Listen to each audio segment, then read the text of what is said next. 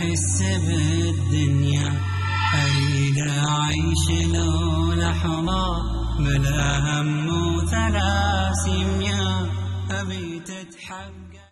بسم اللہ الرحمن الرحیم. السلام علیکم ورحمۃ اللہ وبرکاتہ. محترم ناظرین، میں ہوں آپ کا ہوسٹ آصف حمید اور میرے ساتھ اسٹوڈیو میں موجود ہیں ڈاکٹر محمد حماد لکھوی صاحب. السلام علیکم ورحمۃ اللہ. جی وعلیکم السلام ورحمۃ اللہ وبرکاتہ. ناظرین، قرآن مجید میں اللہ تعالیٰ فرماتے ہیں ادعوا ربکم تضرعا وخفیہ، پکارو اپنے رب کو عاجزی کے ساتھ اور چپکے چپکے. دعا، اس کی فضیلت، اس کی شرائط، اس کے آداب، یہ تمام چیزیں ہمارے اس پروگرام کا حصہ ہیں. یہ تمام موضوعات ہیں جو ہم پہلے سے ایڈریس کرتے آئے ہیں. آداب کے حوالے سے ہماری گفتگو چل رہی ہے کیونکہ دعا کے بہت سے آداب ہیں اور ڈاکٹر حماد لکھوی صاحب کا ہم بہت شکر گزار ہیں کہ وہ اس میں ہماری رہنمائی کر رہے ہیں. ڈاکٹر صاحب، آداب کی ابھی ہماری گفتگو چل رہی تھی. جی. آپ مزید کچھ چیز اس میں بتائیں، آداب کے حوالے سے مزید کیا چیز ہو سکتی ہے؟ جی بسم اللہ الرحمن الرحیم. دیکھیں، ہم نے جن آداب کی بات پہلے کی، ناظرین کے ذہن میں یہ بات رہنی چاہیے کہ آداب شرائط نہیں ہوتی. بہت اہم بات، بہت اہم بات. یعنی کوئی شخص یہ نہ سمجھے کہ ادب اگر میں ملحوظ نہیں رکھوں گا تو میری دعا قبول نہیں ہوگی. وہ شرط کی ڈیفینیشن یہ ہے جس کی غیر موجودگی میں وہ مشروط بھی غیر موجود ہی تصور کیا جاتا ہے. لیکن یہ ادب جو ہوتا ہے وہ کسی چیز کی خوبی پیدا کرنے کے لیے، خوبصورتی پیدا کرنے کے لیے، حسن پیدا کرنے کے لیے، اس کو بہتر سے بہتر بنانے کی کوشش کرنے کے لیے. تو سارے صحابہ کرام کا یہی طریقہ ہوتا تھا اور یہی کوشش رہتی تھی کہ وہ نبی پاک صلی اللہ علیہ وسلم سے ایسے ہی سوالات کیا کرتے تھے کہ ہم کسی چیز کو مزید بہتر کیسے بنا سکیں. افضل الاعمال کے سوالات بہت زیادہ ہیں اور کہ یہ سب سے اچھا عمل کون سا ہے، سب سے افضل عمل کون سا ہے، یہ صحابہ کرام سوالات کیا کرتے تھے. اور پھر نبی پاک صلی اللہ علیہ وسلم مختلف مواقع پر مختلف اعمال کو افضل عمل قرار دیتے تھے اور وہ سچویشن کے مطابق اور جو پوچھنے والا ہے اس کی اپنی استطاعت کے مطابق مختلف اوقات میں مختلف اعمال کو نبی پاک صلی اللہ علیہ وسلم نے افضل الاعمال قرار دیا. لہذا ادب یہ صرف اس کو بہتر بنانے کے لیے ہوتے ہیں. اور جن آداب کا ہم نے گزشتہ پروگراموں میں بھی جائزہ لیا یا آج بھی ہم جائزہ لیں گے، یہ گویا شرائط نہیں ہیں، یہ آداب. میں اس سلسلے میں عرض کروں کہ ایک ادب جو سب سے یوں سمجھیں کہ آداب میں بھی بہت زیادہ اہم ہے، وہ ہے کہ انسان گناہوں سے باہر نکلے، گناہوں سے باہر نکلے اور اپنے گناہوں کا اقرار کر کے اس کی توبہ کرے. اگر یہ گناہوں سے توبہ نہیں کرتا اور گناہوں کا اقرار کر کے اللہ سے معافی نہیں مانگتا تو یہ اس قدر اہم ادب ہے کہ یہ شرط کی حد تک لاگو ہوتا ہے. یعنی امام نووی نے رحمۃ اللہ علیہ نے جو توبہ کی شرائط لکھی ہیں کہ توبہ بھی اصل میں آپ کیا مانگ رہے ہیں؟ اللہ سے معافی مانگ رہے ہیں. تو توبہ میں دو چیزیں ہیں، ایک استغفار ہے، ایک توبہ ہے. استغفار قول ہے اور توبہ عمل ہے. ہم عام طور پہ توبہ کو بھی ہم قول ہی قرار دیتے ہیں، توبہ کر لیجیے اور زبان سے کہتے رہنا توبہ توبہ، حالانکہ توبہ عمل ہے. زبان سے جو بات کہنی ہے وہ استغفار ہے، معافی مانگنی. یہ اپنی جگہ اہم ہے، یعنی استغفار کرنا یہ اپنی جگہ اہم ہے اور استغفار بھی دعا کی ایک قسم میں سے ہے. اور جو 4 شرائط اس کی رکھی گئی ہیں ان شرائط میں سب سے پہلی شرط یہ ہے ان یقلع عن المعصیہ، کہ گناہ سے باہر آئے، چھوڑ دے اس کو چھوڑ دے. مطلب گناہ اگر ترک نہیں کیا، گناہ کے اندر موجود ہے یا جس گناہ کی معافی مانگ رہا ہے اس کے علاوہ اس کے اندر گناہ موجود ہیں اور اس کو ترک کرنے کا اس کا کوئی پروگرام نہیں ہے.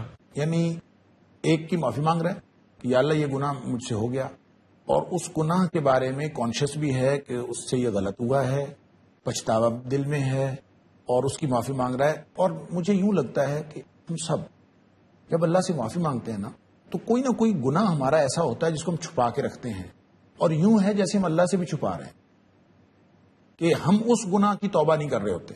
لیکن شیخ اس میں کہتے ہیں نا کہ بازا 100 بار توبہ شکستی بازا، یعنی کہ کسی نے کہا بالکل ٹھیک کہ مستحسن پھر بھی ہوگا کہ اگر گناہ ہو گیا ہے پھر ہو گیا ہے تو پھر توبہ کرے، پھر ہو گیا ہے. یہ اصل میں دونوں باتوں میں فرق ہے. میں جو عرض کر رہا ہوں نا یہ اس پہ بھی ہم بات کریں گے کہ جو گناہ دوبارہ ہو جاتا ہے تو پھر توبہ کا کیا مطلب ہے. جی لیکن میں یہ عرض کر رہا ہوں جس وقت توبہ کر رہا ہے، جس وقت اللہ سے استغفار کر رہا ہے اللہ مجھے معاف کر دے. اور رمضان آتا ہے، عام طور پہ رمضان میں ہم سب کو توبہ یاد آتی ہے اور ہم بہت استغفار کرتے ہیں. ہے بھی مہینہ بھی مغفرت کا ہے استغفار کا, اور ہم اس وقت استغفار کرتے ہیں. اس وقت بھی جب ہم اللہ سے معافی مانگ رہے ہوتے ہیں اور یہ وعدہ کر رہے ہوتے ہیں کہ میں آئندہ زندگی اے اللہ تیری مرضی سے گزاروں گا, اس وقت بھی ہم کسی نہ کسی اپنے ایک گناہ کو چھپا کے ریزرو میں رکھ کے اللہ سے دعا کر رہے ہوتے ہیں کہ وہ گناہ جو ہے گویا وہ تو میں ترک نہیں کر سکتا.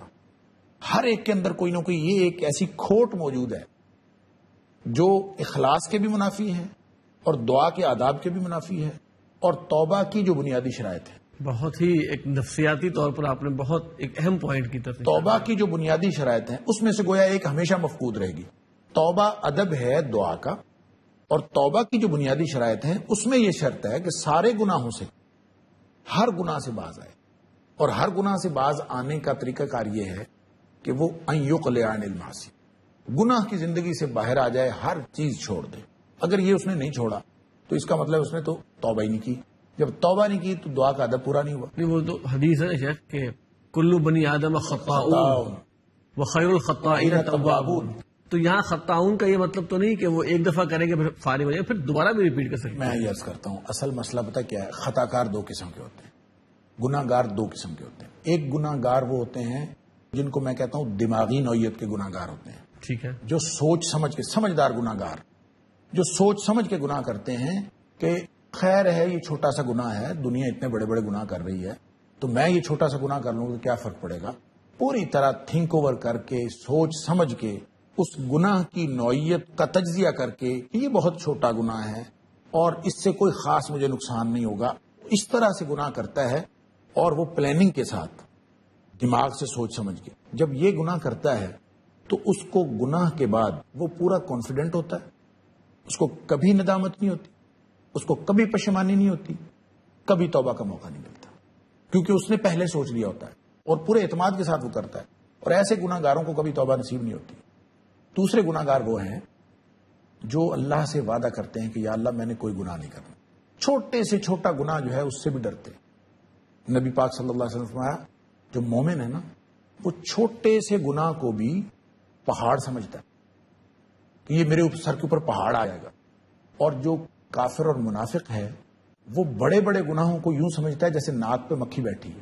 یہ مثال دی نبی پاک صلی اللہ علیہ وسلم, بڑے بڑے گناہوں کو یوں سمجھتا ہے کہ ناک پہ مکھی, کوئی بات نہیں, اس کو جیسے یوں ایسے مکھی اڑا دی بات ختم ہو گئی. اور یوں وہ بڑے بڑے گناہ بھی کر جاتا ہے پورے کانفیڈنس کے ساتھ کہ خیر ہے کچھ نہیں ہوتا.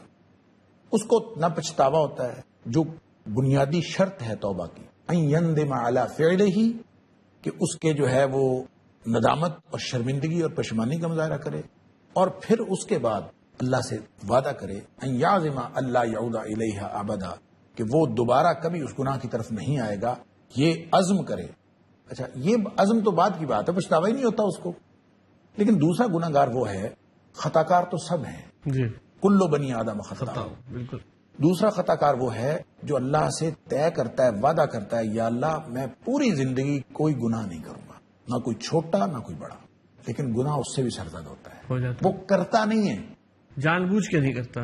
یہ گناہ کرنا اور گناہ سرزد ہو جانا ان دونوں میں فرق ہے. ہاں, اچھا گناہ سرزد کیوں ہوتا ہے, اس کے اسباب بہت سارے ہو سکتے ہیں, لیکن عام طور پہ حالات کی مغلوبیت یا جذبات کی مغلوبیت, یہ دو بنیادی جو ہے وہ اسباب ہوتے ہیں گناہ سرزد ہو جانے کے. یعنی جذبات ایسے امڑ آئے کہ اس کو جذبات میں آدمی کو ہوش حواس نہیں رہتا, تو جذبات سے مغلوب ہو گیا, گناہ کر بیٹھا, یا حالات کی مغلوبیت کی وجہ سے گناہ کر بیٹھا, چونکہ اس نے پوری زندگی میں طے کیا ہوتا ہے کہ میں نے گناہ نہیں کرنا. گناہ جو ہی سرزد ہوا جذبات کے ابال کی وجہ سے یا حالات کی مغلوبیت کی وجہ سے, جو ہی حالات تبدیل ہوئے یا جو ہی جذبات ٹھنڈے پڑے تو یہ فوراً جب اب ہوش حواس میں آتا ہے اس کو پچھتاوا ہوتا ہے, اس کو شرمندگی ہوتی ہے, ندامت ہوتی ہے, یا اللہ میں نے تو یہ نہیں کرنا تھا, یہ میرے سے کیا ہو گیا. وہ جو ندامت اس کو ہوتی ہے وہ اللہ کو بہت پسند ہے. وہ جو قرآن مجید میں بھی ہے نا, انما التوبۃ علی اللہ للذین یعملون السوء بجہالۃ ثم یتوبون من قریب, کہ اللہ تعالیٰ نے اپنے اوپر لازم کر لیا ہے ان لوگوں کی توبہ کو قبول کرنا جو جہالت میں ان سے کوئی گناہ سرزد ہوتا ہے لیکن وہ فوراً توبہ کرتے ہیں. اب ظاہر ہے جہالت جو ہے نا, یعنی لا علمی, جب آدمی سویا ہوا ہے تو لا علم ہے, مجنون ہے تو لا علم ہے, مغلوب ہے تو مغلوب ہے تو لا علم ہے. مغلوبیت حالات میں عرض کرتا ہوں جی. یہ نہیں ہے کہ رفع القلم تو نہیں ہوتا اس سے، وہ مرفوع القلم تو نہیں ہوتا، لیکن جو ہی وہ ہوش حواس میں آئے اور فوراً اپنے اللہ کے سامنے گریہ زاری شروع کر دے کہ یا اللہ میں نے تو یہ نہیں کرنا تھا، میرے سے سرزد ہو گیا، اس پر اللہ تعالیٰ اتنا خوش ہوتے ہیں. وہ جو حدیث میں مثال بیان کی ہے نبی پاک صلی اللہ علیہ وسلم نے کہ بخاری شریف کے اندر آتا ہے کہ کوئی شخص اگر اونٹ پہ جا رہا ہو اور وہ جنگل میں اس کا اونٹ گم ہو جائے اور سارا زاد راہ بھی اس کے اوپر ہو اور لق و دق صحرا ہے میل و لمبا، اور وہ مایوس ہو کے کسی درخت کے نیچے لیٹ رہے کہ اب تو موت ہی ہے، مجھے اب کوئی چیز بچا نہیں سکتی، اور تھوڑی دیر بعد وہ دیکھے کہ اس کا اونٹ اس کے پاس کھڑا ہے پورے زاد راہ کے ساتھ، اس کو جتنی خوشی ہوئی نبی پاک نکل گیا. نبی پاک صلی اللہ علیہ وسلم فرماتے ہیں کہ اس کو اتنی خوشی ہوئی، وہ کہتا ہے کہ اپنے اللہ کو مخاطب کرتے انت عبدی وانا ربک، الٹ کیا ہے؟ الٹ کہہ گیا، کہنا تھا کہ انت ربی وانا عبدک، تو میرا رب میں تیرا بندہ، کہتا ہے تو میرا بندہ اور میں تیرا رب. اور نبی پاک صلی اللہ علیہ وسلم نے فرمایا اخطأ من شدت الفرح، خوشی کی انتہا، خوشی کی شدت اتنی تھی کہ اس کو یہ سمجھ نہیں آئی کہ میں کیا کہہ رہا ہوں. نبی پاک صلی اللہ علیہ وسلم نے فرمایا بندہ جب توبہ کر کے اللہ کی طرف واپس آتا ہے نا تو اللہ تعالیٰ کو اس آدمی سے بھی زیادہ خوشی ہوتی جتنی اس کو خوشی ہوئی جس کی زندگی میں. ایک تو آیت ابھی پڑھی کہ اللہ تعالیٰ نے اس توبہ کو قبول کرنا اپنے اوپر لازم کر لیا، لیکن اس سے اگلی آیت اور ان لوگوں کی توبہ کو اللہ تعالیٰ قبول نہیں کرتا جو برائی کرتے ہیں. حتیٰ اذا حضر احدہم الموت، جب اس وہ موت قریب آتی ہے تب وہ کہتے ہیں قال انی تبت الآن، کہ اب توبہ کرتا ہوں، انی تبت الآن، اور وہ نہیں مرتے مگر کافر ہوتے ہیں. مسئلہ یہ ہے کہ موت کے قریب آ کے کوئی شخص جو بھی عمل کرتا ہے نا اس کا کوئی اعتبار، موت دیکھنے کے بعد ایمان بھی قبول نہیں ہے.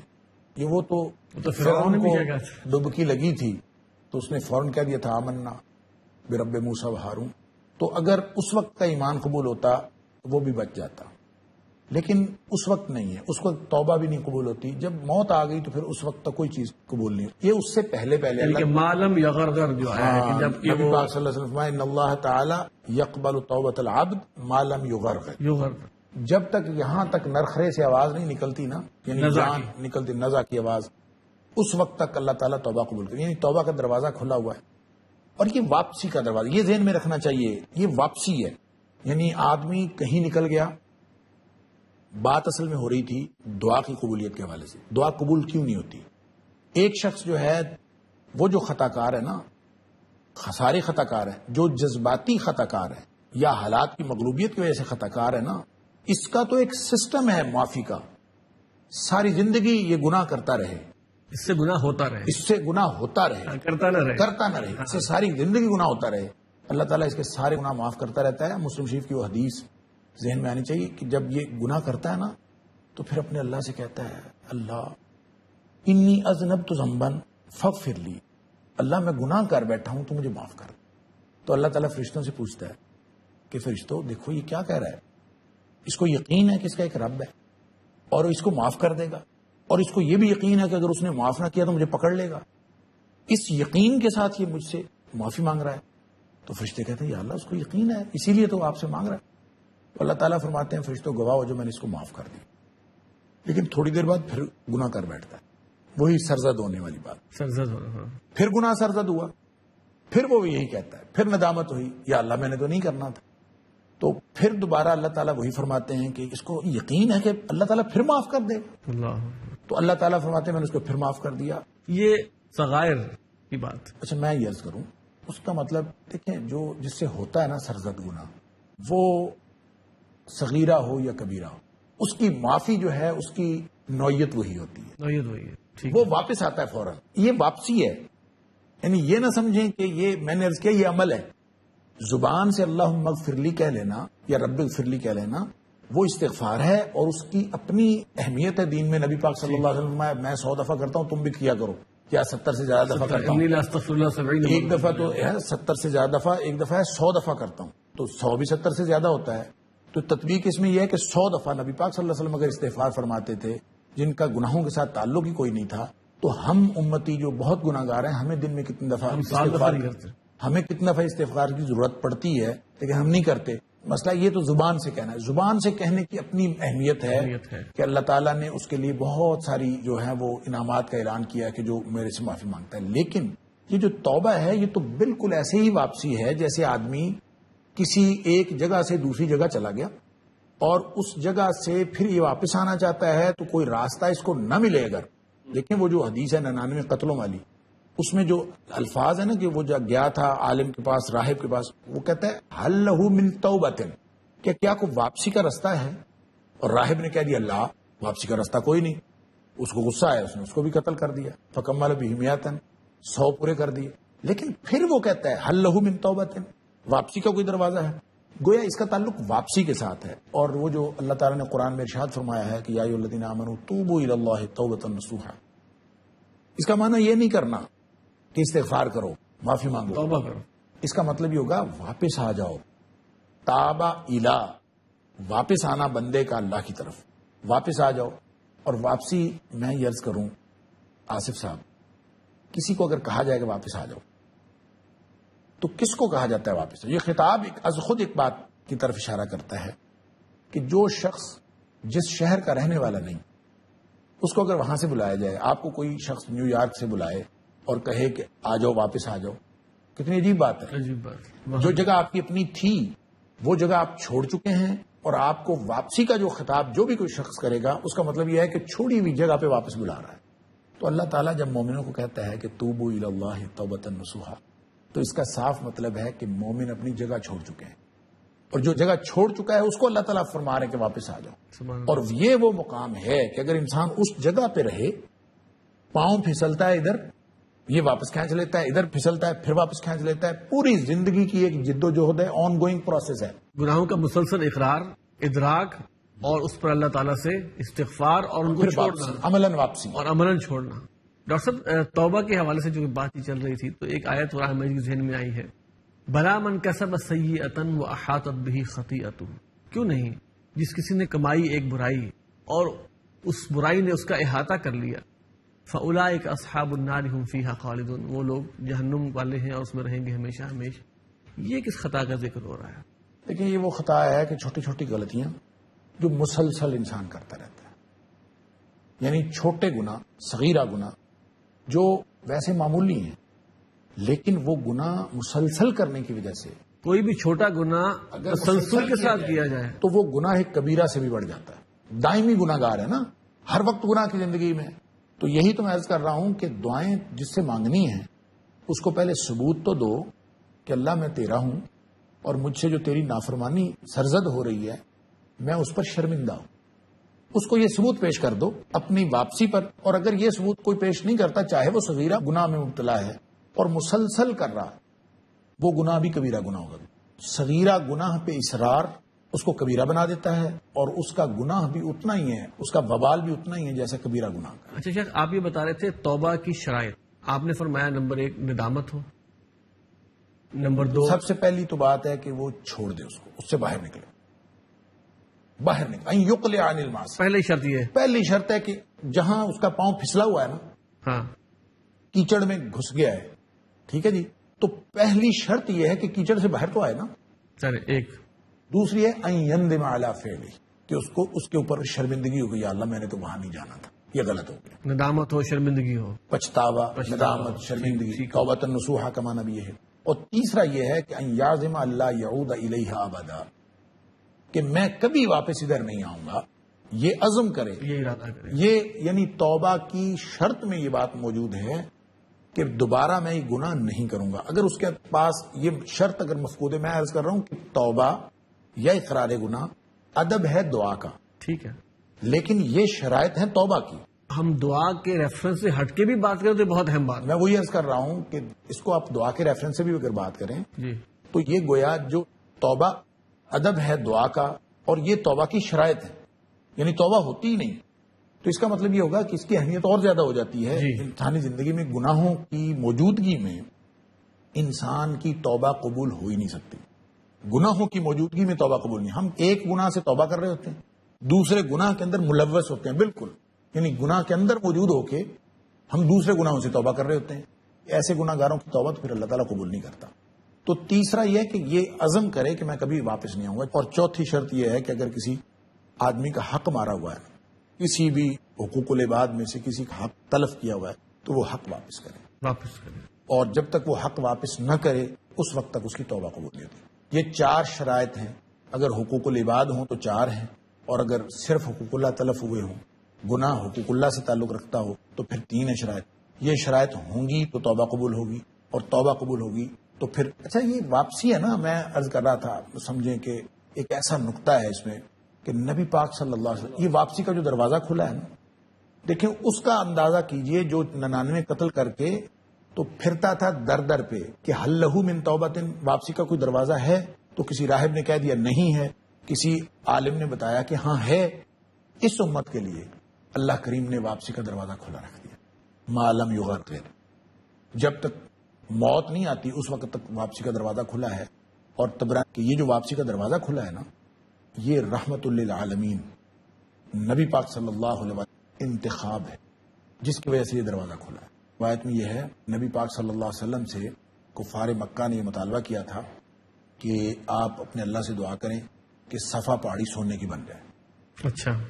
اور اگر یہ سونے کی بن گئی نا تو ہم سارے مسلمان ہو جائیں. اب نبی پاک صلی اللہ علیہ وسلم تو ہر وقت اسی طمع اور لالچ میں ہوتے تھے کہ کسی طرح سے جہنم سے بچ کے جنت میں جانے والے بن جائیں. جب انہوں نے وعدہ کیا کہ سمن بن جائیں گے تو نبی پاک صلی اللہ علیہ وسلم اللہ سے دعا کر دی سونے کی بنا دے. اس پر ایک فرشتہ آیا نبی پاک صلی اللہ علیہ وسلم کے پاس, اور اس نے آ کے آپ سے یہ کہا کہ ان اللہ یقرأک السلام, اللہ تعالیٰ آپ کو سلام کہتے ہیں. اور ساتھ اللہ تعالیٰ فرماتے ہیں کہ اے نبی ان شئت اصبحت لهم الصفا ذهبا, اگر آپ یہ چاہیں کہ یہ سونے کی بننی چاہیے پہاڑی تو ہم اس کو سونے کا بنا دیتے ہیں. لیکن پھر ایک بات یاد رکھیں, فمن کافر, اس کے بعد کافر ہوا ان میں سے سونے کی پہاڑی لینے کے بعد بھی, عذبتہ لا اعذبہ احدا من العالمین, تو پھر میں اس کو وہ عذاب کروں گا کہ میں نے جہنم میں کبھی عذاب نہیں کیا ہوگا. یہ ایک تو آپشن یہ دیا, اور دوسرا آپشن یہ دیا وَإِن شِئْتَ فَتَحْتُ لَهُمْ بَابَ التَّوْبَةِ وَالرَّحْمَةِ, اللہ اکبر. اگر کی پہاڑی کو رہن اس آزمائش کرنے کی ضرورت, میں آپ کی امت کے لیے اللہ تعالیٰ آپشن دے رہے ہیں نبی پاک صلی اللہ علیہ وسلم, میں آپ کی امت کے لیے رحمت اور واپسی کا دروازہ کھلا رکھتا ہوں قیامت تک. تو نبی پاک صلی اللہ علیہ وسلم فرماتے ہیں قلت بلا, میں نے فوراً کہہ دیا یا اللہ باب التوبۃ والرحمۃ, کہ اللہ تو میری امت کے لیے واپسی اور رحمت کا دروازہ کھلا رکھنا. بہت شکریہ ڈاکٹر محمد حماد لکھوی صاحب. ناظرین, توبہ کے اوپر ہم نے آج سیر حاصل گفتگو کی, لیکن میرا خیال ہے کہ اس پر ہمیں مزید گفتگو بھی کرنی چاہیے. اگلے پروگرام تک کے لیے آپ کی اجازت دیجیے, انشاءاللہ اگلے پروگرام میں پھر ملاقات ہوتی ہے. السلام علیکم ورحمۃ اللہ وبرکاتہ.